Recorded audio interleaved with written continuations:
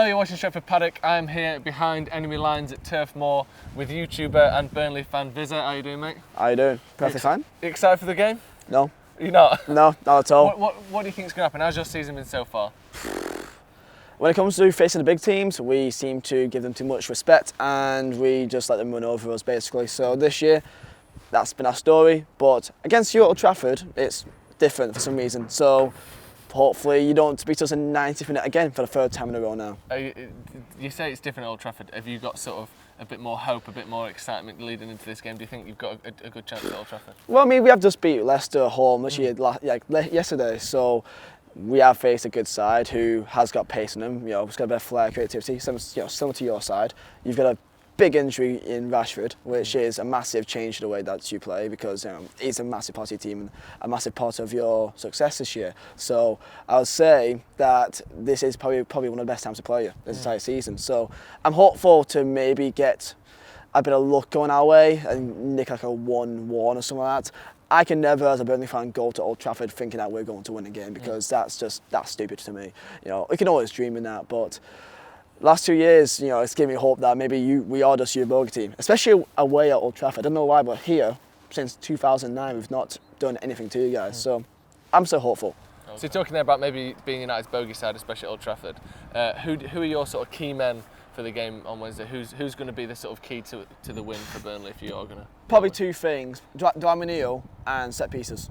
Like set piece is in itself a goal for us. Like we celebrate getting a corner as if we just banked one from 30 yards out. It's quite sad. Like literally yesterday, I saw Phil Barsley smashing a tackle, and we all celebrated as if we just scored. It's that sad, but it's amazing though because you know you don't take anything for granted.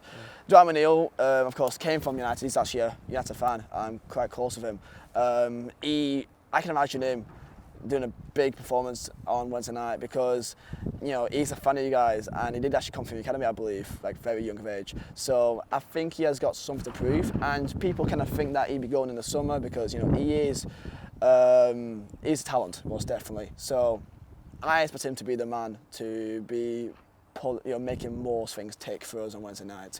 When it comes to us up front, you're going to expect the same thing. Hoofball, Chris will bring it down. I imagine that Chris will have both your defenders, you know, back in his pocket in terms of in the air, in terms of actually getting the ball down and doing anything with it. Different story.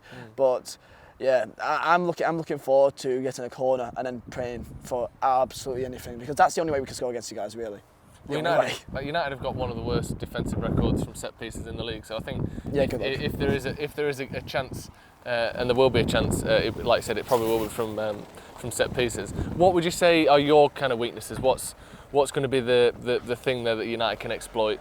Well, it's the main thing why I'm glad that Rashford isn't there because any player with an ounce of creativity, flair, a bit of pace, a bit of skill, we just can't seem to handle it because we've got Phil Barsley. Granted, he's a very good player in terms of, you know, hard challenges and that, but he's not got any pace at all. And Taylor is decent, but he's not that fast. So, like, anyone that could take on a man is dangerous to us. So that's why I'm glad that Rashford isn't playing. So for us, if you literally just run at us, we will track back and we will just literally be having our left mid and our right mid just doubling up on whoever you got on the wing. So either it's James or either it's whoever it could be, Marshall on the wings, so yeah, Greenwood as well. So if you literally just keep on running at us, we will probably just track back and allow you probably the space to have a long shot. That's our main aim. Make sure we cancel out you guys having a shot from, like, you know, outside the box. Leave you guys to try and cross the ball in 1,000 times and see what happens, really.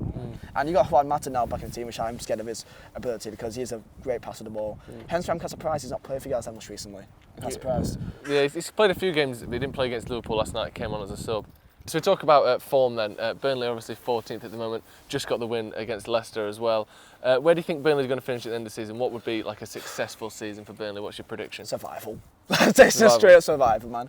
Because I've also kind of hoped that we will stay up. But then, like, we do just play bad football. We do. Like, I'm not gonna lie to you guys about it. Like, we hoof the ball up most times and just hope for the best. And that can only work if it works and you get a win or a point. Then it's class. It's funny. But if you do it and you just keep on failing at it, then it's the most depressing thing known to man. So if I've got faith in our defence because that's the main thing that's kept us up the entire time. Yeah. And this is the same team that actually put us to the Europa League. Like 2 years ago, we were playing European football in Olympiacos, and now like everyone thinks that we're not that team anymore, which we are pretty much the same players, other than maybe like 2 or 3. And probably not even that, to be fair. Yeah. So Survive was the main name. Sean Dyche, he's always like my dad to me. Yeah. So I'm not going to go back on him. I was going to say, I've seen recently a lot of people, or not maybe a lot of people, but certainly some people kind of turning a bit against Sean Dyche. Are you? If any Burnley fan or who they call Burnley fan wants Sean Dyche out, then they're not right in it. They're helmets. Yeah. They're complete helmets, man. Sean Dyche has done, he's took Jeff Hendrick to a Premier League footballer. He's turned Nick Pope, who got relegated with Charlton, into a questionably England's number 1. Yeah, one of the best goalies in the league. England's number 2. Did the same thing with Tom Eaton. Gudmundsson went down with Charlton. He's been good for us as well. Chris Wood, which I guess he's debatable, was on the level of maybe edge Championship and Premier League. He's turned him to a 10-goal a season striker. Ashley Barnes, who couldn't get a look in at Brighton, then turned him to a 10-goal season striker in Premier League.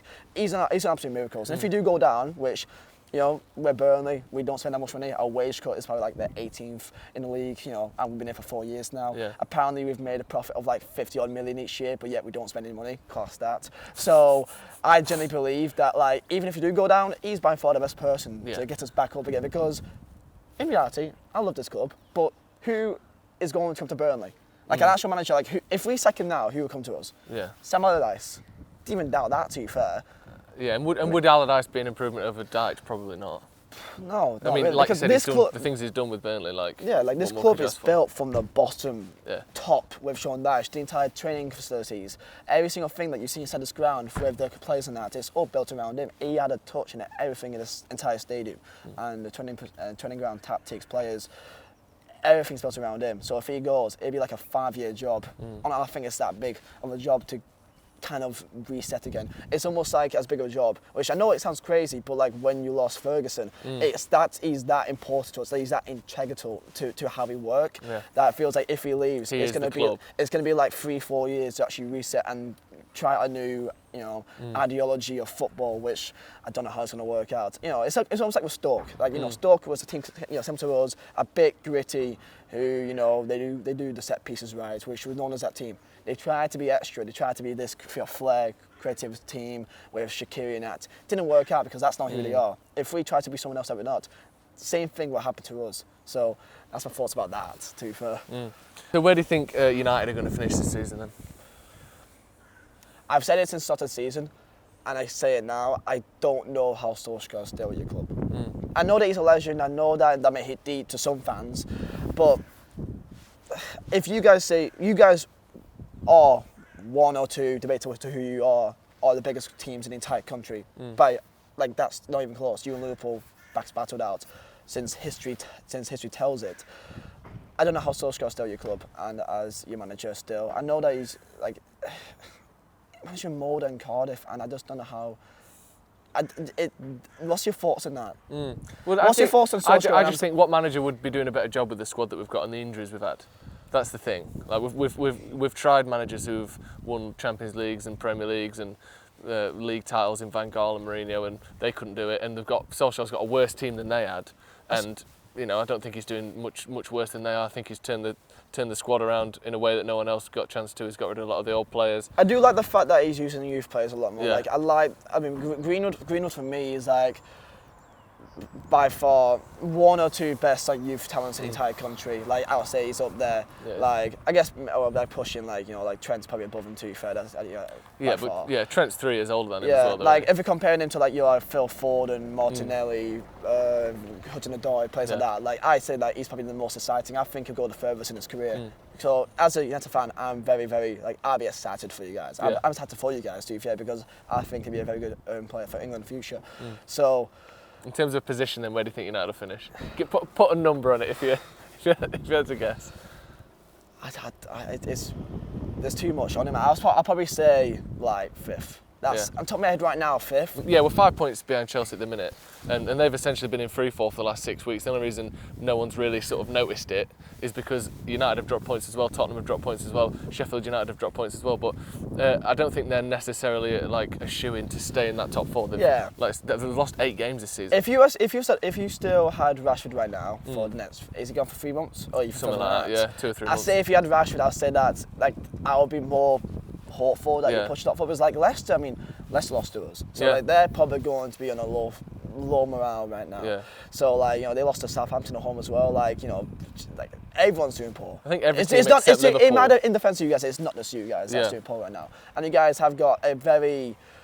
It's not really a Manchester United team still, is it? Like, you got Maguire. Like, Maguire's kind of not come up to that price tag yet, has he? But is he improvement to what you had before in like Phil Johnson? Well, yeah, I think so, definitely. It's definitely better than we had before. And I actually think he's been good. I don't think he's made too many costly mistakes. I think the way he brings the ball out from the back is infinitely better than anyone we had except Lindelof, who's playing alongside him. And Lindelof gets a lot of stick as well for not being great in the air, but I think you can't always have a player that's brilliant in the air, brilliant on the ball, good passing the ball. You can't be everything. Everyone just does comparisons of Van Dijk now. Yeah. As if it was like, he's like there's very few Van Dijks in the world. He's an ultimate essentially. Man. Yeah. Like, I mean, I think comparing Maguire to Van Dijk, obviously it's going to happen because of the price tag, but they're two different players playing in two different systems. One's got 3 defensive midfielders sat in front of him in Van Dijk. Maguire's basically got 0 defensive midfielders sat in front of him. We've got Fred, who sits back but isn't a defensive midfielder. We've got Matic, who is a defensive midfielder but hasn't really got any legs anymore. Like, Liverpool's midfield doesn't really create anything because they're covering that defence all the time. So, not that Van Dijk isn't an incredible player, but I think if you put Maguire in that Liverpool side, he'd look a lot better than he does for United, just because, you know, especially from set pieces like last night, same thing. We saw Van Dijk score against Maguire. He was being tracked by Fred and Brandon Williams, and then Maguire was stood doing what he was told, zonal marking. Like, you're not going to be able to beat someone who's 6'4" who's got a run on you. So I think he gets a lot of stick, but I think he's been good for United. But yeah, I know what you mean. I think I'm still feeling like with Rashford, I'd be more pushing. Yeah, we've lost a lot of our best players. I said you could sneak in. Yeah. When's the next time you're facing Chelsea or Leicester? Yeah, we've got Chelsea pretty soon. Yeah, that'd be a we've already beaten twice this season as well, I think. Yeah. Obviously, another win there would be brilliant. But it's going to be difficult. It's away at Stamford Bridge as well, so it's going to be a hard game. But yeah, I think top 4's got to be the aim for United. But obviously, you're not so sure. I don't think anyone knows, to be fair. No. Of course, if you're a Man U fan, then you'd be like, yeah, we can do it. But any neutral, like, no one knows what to think anymore. With Chelsea, Leicester, no one wants that top 4. Seems like everyone's trying to flop it. It seems, but I don't know, man. For me, I just feel like Solskjaer, even though he's probably a nice guy and that, I just think that he's had the job for like 12 months now, and that he's brought in some youth players and that. But I just feel like. I just don't think that he's the man to bring you guys forward the way you guys want to. I still think that Poch is probably the man that you need. I still think that in the summer, I think that's the man that would actually take you the next step. And that's just from my point of view anyway. Right, so finally then, to wrap things up, what is your prediction for the game on Wednesday night? I'll say that when it comes to aerial battles and set pieces, that's going to be our main aim. Going to go there, probably go a bit deep when it comes to our actual midfield line. Going to try and double up on your wide players because that's where I feel like you guys are most dangerous. And just probably hit the ball to Chris Wood and see what happens really. Can have Jay Rodriguez and Chris Wood up top. And literally hope we can maybe make something happen, a lucky crossing or something. Set piece, corner, free kick, whatever it is. That's our main aim. I guarantee right now on the training ground they're doing like set piece routines right now, because they know your history of it. So for me, prediction-wise, as a scoreline, I'd probably say, as a Burnley fan, I would say hopefully be a 1-1. I'd be more than happy with a draw there. But as a neutral, I'll say everyone will be thinking that it'd be probably 2-1 United. So Burnley fan, I'll go 1-1. But I think attacking-wise, I still think that you're home, anything could happen. So I'll say 1-1 for me. Right, thank you very much for that. Cheers for joining us. That's going to be all for this. Be sure to tune in for all the build-up to the game. We're going to have our team news, our review, a watch-along, everything you come to expect from Stretford Paddock, so check all that out. Cheers for joining us, mate. Thank you, Ron. See you in a bit.